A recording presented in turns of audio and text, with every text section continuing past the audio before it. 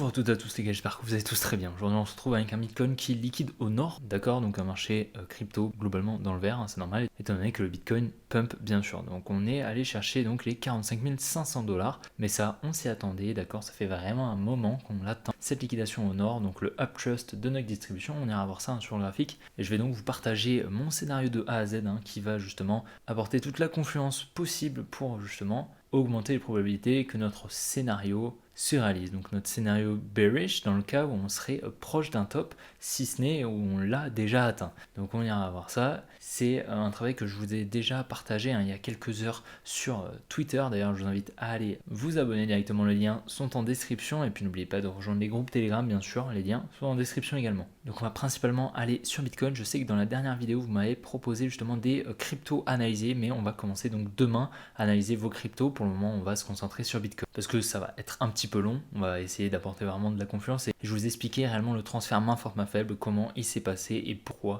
c'est ce niveau qui est le plus intéressant. Donc j'espère que la vidéo vous plaira, si c'est le cas n'oubliez pas de la liker et de vous abonner si ce n'est pas déjà fait et puis les gars je vous embête pas plus, allez on est parti.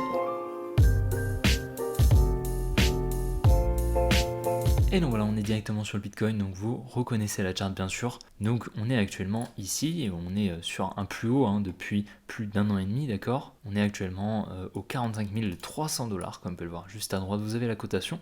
Et donc actuellement on se retrouve dans une zone extrêmement intéressante. Ici on a une très grosse supply, d'accord. Une supply, c'est quoi? C'est un buy avant le sell, on va dire, d'accord. Mais on va surtout comprendre justement pourquoi cette supply est intéressante. Donc cette supply est extrêmement intéressante, ce dernier buy avant le sell est extrêmement intéressant, extrêmement pertinent. Pourquoi? Parce qu'à l'intérieur on a énormément d'ordres, d'accord. C'est probablement la supply qui a le plus d'ordres à venir refermer, donc des ordres en achat que justement la Smart Money va devoir venir refermer afin de libérer les ordres sur le marché, d'accord. Donc ça c'est les algorithmes qui s'en chargent bien évidemment et c'est pour ça qu'on est justement dans cette zone, d'accord. Ce n'est pas au hasard bien sûr. Et donc on a énormément d'ordres qui sont en négatif dans cette supply, tout simplement parce que comme on peut le voir, non seulement ici elle est venue donc casser ce support, d'accord. Donc ici on a eu énormément d'ordres également de la dumb money, donc la Smart Money a dû servir de contrepartie et donc on a énormément d'ordres qui sont en négatif, d'accord, parce qu'elle était venue donc casser, non seulement récupérer toutes ces liquidités qu'on avait au-dessus des highs, donc de l'investment tout simplement afin de continuer la tendance baissière qu'on avait, mais également on avait ce support résistance qu'on est venu casser, donc on a eu une grosse libération d'ordre, d'accord. Donc on a énormément d'ordres qui sont en négatif et on est actuellement dans cette supply, donc elle est extrêmement pertinente. Honnêtement je pense pas qu'on va venir casser ce high, tout simplement parce que ici, étant donné qu'on a eu énormément de contreparties acheteuses libérées, ici la Smart Money a pu injecter énormément d'ordres en vente, d'accord. Donc ici dans cette zone juste là on a énormément d'ordres en vente qui ont été injectés par la Smart Money, ça veut dire qu'elle a encore ses ordres qui sont ouverts. Bien sûr depuis elle a pris énormément de profit dans cette zone, c'est bien évident, mais elle en a toujours, d'accord. Donc elle va vouloir capitaliser peut-être dessus et peut-être que en fait tout simplement la contrepartie qu'on a eu dans cette zone n'a pas été suffisante pour elle afin de vendre en fait la totalité de ses ordres en vente, et c'est très probable que ce soit le cas. Et donc ici il est possible qu'elle vienne donc protéger toutes les positions qu'on avait injectées juste ici à court terme, d'accord, à court moyen terme, et qu'ensuite on vienne donc effectuer un petit retracement, qu'elle puisse capitaliser dessus, peut-être durant le mouvement baissier, donc vendre en profit ses positions en vente, la totalité, afin que justement lorsqu'on vienne effectuer des plus hauts, entamer le bull run, et bien la Smart Money tout simplement ne soit pas en négatif sur ses positions, d'accord. Et en plus de ça elle va refermer les ordres qui sont directement en négatif, donc les ordres d'achat qui sont placés ici, cette supply. À présent, on va descendre un petit peu en time frame et donc je vais vous faire un petit peu le récap de ce qui s'est passé durant le mois de décembre. Donc ici, comme vous le voyez, on a une grosse résistance qu'on est venu casser, donc ça fait longtemps qu'on l'a repéré et ça fait longtemps qu'on attend justement le mouvement qu'on a eu ici. Donc le mouvement de liquidation, on va y venir, mais également ici, on a une très grosse trendline, donc on a pas mal de liquidités sous ces lots. Voilà, ici, on pourrait mettre notre automatic rally de notre distribution. Et donc voilà, donc je vous ai mis les phases de week off. Donc ici on a le buying climax, le mouvement assez volatile, haussier, d'accord, suivi de l'automatic rally. Donc on vient d'en parler justement. Donc mouvement baissier qui suit le buying climax assez volatile. Comme on peut le voir, on a eu pas mal d'impulsivité. Et puis ensuite on a le secondary test. Donc ici on a une distribution dans la fractalité qui vient donc créer une résistance avec le buying climax. Donc le secondary test ici sert justement à créer une forme de liquidité. Donc ça peut être une trendline, ça peut être une résistance, mais également sur une accumulation, ça peut être également un support, d'accord? Donc c'est pareil, ensuite on va venir donc le liquider ici pour effectuer des plus hauts. Donc ça c'est l'accumulation, ici on est sur une distribution. Clairement je dirais qu'on est à 90% de chance que ce soit une très jolie distribution et qu'on va venir effectuer des plus bas à partir d'ici. On va y venir, on va aller voir dans la fractalité également, mais là du coup on serait donc sur le mouvement de liquidation, le uptrust, donc un mouvement assez volatile où on va venir donc casser cette résistance, et donc à la cassure de cette résistance, elle va donc venir passer support, et donc la money ici deviendra bullish. Et donc ici, durant justement cette zone, et bien ici, la money va injecter des ordres en achat afin de spéculer à la hausse, d'accord? En face, la smart money va pouvoir vendre, d'accord, étant donné qu'on aura énormément de contreparties acheteuses, donc un achat, une vente, hein, c'est les marchés financiers, c'est un zéro-sum game. Afin qu'elle puisse prendre des profits sur le rallye haussier qu'on a eu, elle va avoir besoin de contreparties en achat, d'accord, pour vendre ses ordres en achat qu'elle-même a injecté plus bas. Également, elle va devoir refermer ses ordres en achat qu'elle avait donc dans la supply, hein, je vous ai expliqué, elle a des ordres en négatif qui sont en achat déjà depuis 1 an et demi, qu'elle va devoir revenir refermer, effectuer la mitigation, d'accord. Donc pour ceci, elle a besoin également d'ordres en achat pour les refermer, d'accord. Et donc on vient créer cette résistance justement afin justement de libérer toute cette contrepartie. Également au contact ici, la money a vendu, d'accord, ici lorsqu'on est revenu tester en fait la résistance, pensant que justement on allait effectuer des plus bas à partir d'ici, donc effectuer, je sais pas, un triple top, je sais pas trop comment ils peuvent appeler ça, mais du coup ici ils sont venus vendre, la money est venue vendre ici avec un stop loss juste au-dessus, d'accord, tout au-dessus ici, on avait des stop loss. Donc les stop loss d'un ordre en vente, c'est quoi? C'est un ordre en achat. Donc ce qui fait qu'en fait au total ici on a énormément d'ordres en achat, d'accord, qui sont émis ici. Et donc on vient les chercher, d'accord, sur le carnet d'ordre afin que justement la smart money puisse vendre tranquillement à un prix qu'elle a besoin, d'accord. Donc ça c'est un prix justement qui l'intéresse pour prendre des profits, pour effectuer une mitigation et pour vendre également à découvert, d'accord. Elle va injecter des ordres à partir d'ici afin d'effectuer très probablement des plus bas, d'accord. Donc moi honnêtement je ne mettrai pas 1 euro sur la possibilité qu'on puisse venir effectuer des plus hauts à partir d'ici sans venir récupérer les liquidités ici. Honnêtement je n'y crois pas du tout. Donc là on vient liquider au nord. À présent je pense clairement qu'on va venir au minimum chercher l'automatic rally. Donc l'automatic rally c'est quoi? C'est également la zone où on a justement notre trading range, ok, donc la TR, donc c'est un instrument qu'on utilise dans Wyckoff justement afin de timer justement une réaccumulation ou une redistribution, d'accord, dans le cas où on a une accumulation, donc liquidation ensuite suivie d'une distribution pour effectuer des plus bas. Là, on pourrait être possiblement sur une réaccumulation pour effectuer des plus hauts, mais il faudra très clairement qu'on vienne chercher la trading range. En tout cas, je n'y crois pas du tout qu'on pump, qu'on aille chercher les 50, 52, 53, 55 000 sans venir chercher la trading range, je n'y crois pas du tout. Donc clairement, je vais me placer dans la fractalité en short, c'est extrêmement probable, mais on va y venir. On a peut-être trouvé le top dans la fractalité, mais clairement, le top est pour moi assez posé, hein, honnêtement. Si on doit aller plus haut, ce sera peut-être les 46 000, mais globalement, ce sera le maximum, je pense, qu'on va aller chercher. Ici, on a clairement récupéré énormément d'ordre en accord dans la zone ici, en achat, qui va permettre à la smart money justement de se placer en vente, ainsi que de prendre des profits, d'effectuer les mitigations, etc. En tout cas, vraiment, c'est une magnifique distribution, d'accord. C'est une très très grosse distribution. On pourrait dire que c'est une distribution en 2 jours, d'accord. Donc en time frame 2 jours, donc une bougie est égale à 2 jours. Donc c'est vraiment une très très grosse distribution. Elle peut nous délivrer un mouvement monthly, hein. Donc un mouvement monthly, c'est quoi? C'est globalement le mouvement qu'on a eu ici, d'accord. Ça c'est un mouvement monthly. Ça c'est également un mouvement monthly, d'accord. Donc dans la time frame lisible, c'est ça, d'accord. Donc c'est un mouvement qu'elle peut nous libérer, un mouvement un des deux comme ça, c'est vraiment une très grosse distribution. Donc va falloir s'attendre justement à un mouvement de la sorte, d'accord. Donc ça peut durer extrêmement longtemps parce qu'il va falloir effectuer une mitigation durant la descente de tous les ordres en négatif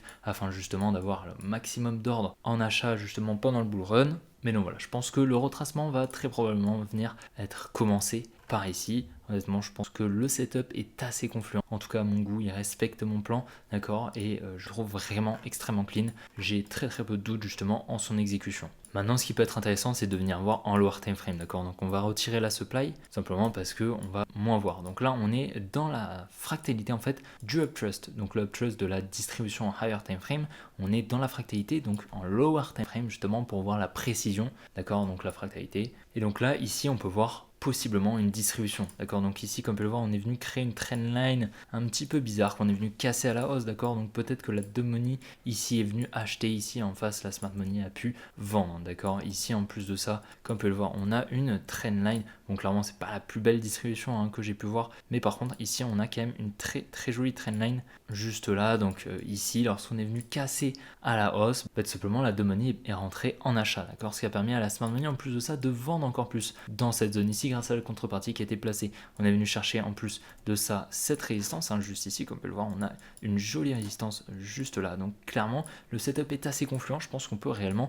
entamer une baisse à partir d'ici. Ici, comme on peut le voir, on vient créer justement de la liquidité ici qu'on vient liquider, et puis on revient ici dans cette supply, juste là, on peut la notifier, elle est quand même assez jolie. Il est possible ici qu'on vienne protéger ce high juste là. La seule chose qui peut me chagriner un petit peu, c'est qu'ici on vient créer une petite résistance, d'accord. Donc c'est pas la plus grosse que j'ai pu voir, d'accord, mais c'est quand même une petite résistance qui peut potentiellement nous emmener à une manipulation un petit peu plus complexe, d'accord, un petit peu plus longue, peut-être qui va durer 24, 48 heures, peut-être, c'est possible, d'accord. Elle ne durera pas plusieurs jours, peut-être un ou deux maximum, mais clairement elle sera assez rapide. Donc on risque d'avoir peut-être du mouvement. Ici on a pas mal de liquidité, donc ce qui est sûr, d'accord, quasiment sûr honnêtement, je pourrais y mettre ma main à couper qu'on va venir chercher ces lots au minimum, d'accord, même si on doit faire des plus hauts, effectuer une structure haussière en lower time frame. Personnellement je n'y crois pas trop. Il est possible ici qu'on vienne donc, comme je vous l'ai dit, effectuer une distribution un petit peu plus complexe. Donc à ce moment-là on viendra faire un petit ping-pong ici, et puis ensuite on viendra liquider à la hausse pour ensuite repartir.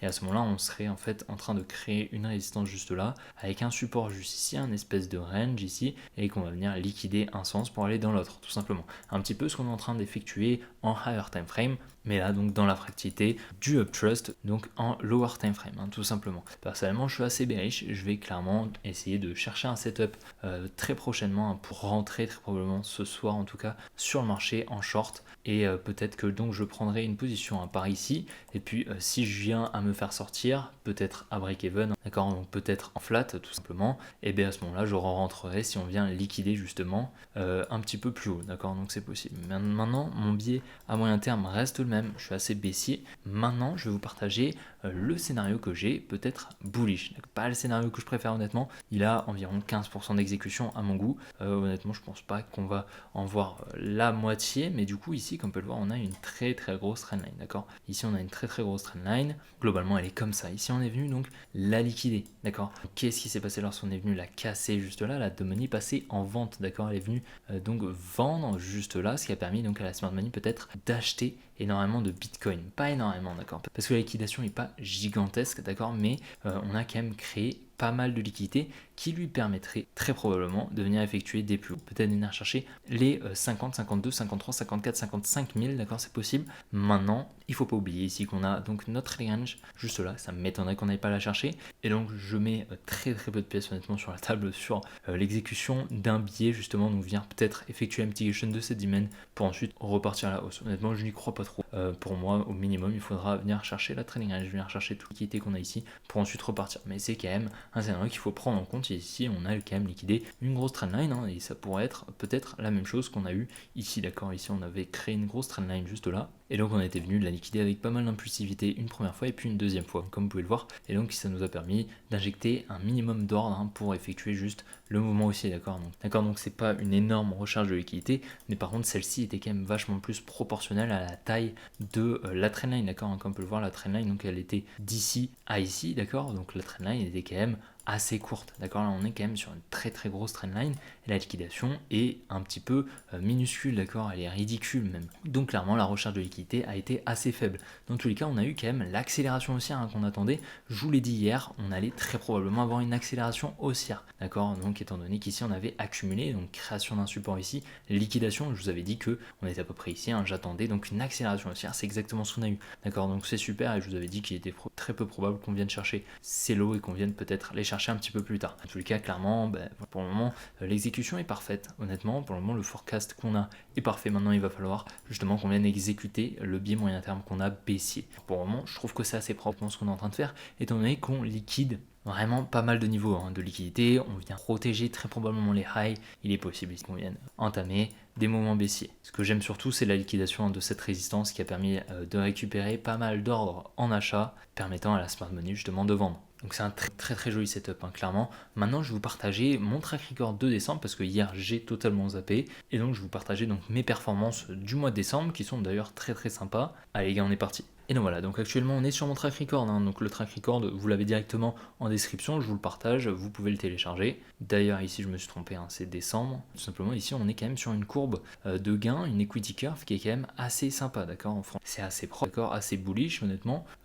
On est sur un setup assez bullish, une jolie structure aussi, hein, on va dire. Donc durant le mois de décembre, j'ai pris 9 trades, hein, comme on peut le voir. Donc pas mal de longues, hein, majoritairement, quasiment 80% de longues et 2 shorts, dont un take profit et un autre short break-even. Donc honnêtement, des très jolies performances. Et surtout, on a un win rate assez haut, d'accord, qui se rapproche de mon win rate en backtesting qui est de 60%. Là, on a un win rate de 56%, sans compter le break-even, d'accord. Donc on est à peu près 33% de perte. Donc après avoir, hein, le break-even, si justement je le prends en compte en gain, à ce moment-là, étant donné que je n'ai pas encaissé de perte, et bien à ce moment-là, on se retrouve autour de 67% de win rate. Donc franchement assez propre et surtout une très jolie equity curve, assez content. Donc ça fait plusieurs mois déjà que j'enchaîne. Donc mon objectif de 10 R par mois, et donc actuellement je suis à 18,09 durant le mois de décembre, d'accord. Donc honnêtement, très jolie performance, c'est une performance qui excède justement mes objectifs, hein, de 10 R par mois, qui sont déjà de très bons objectifs et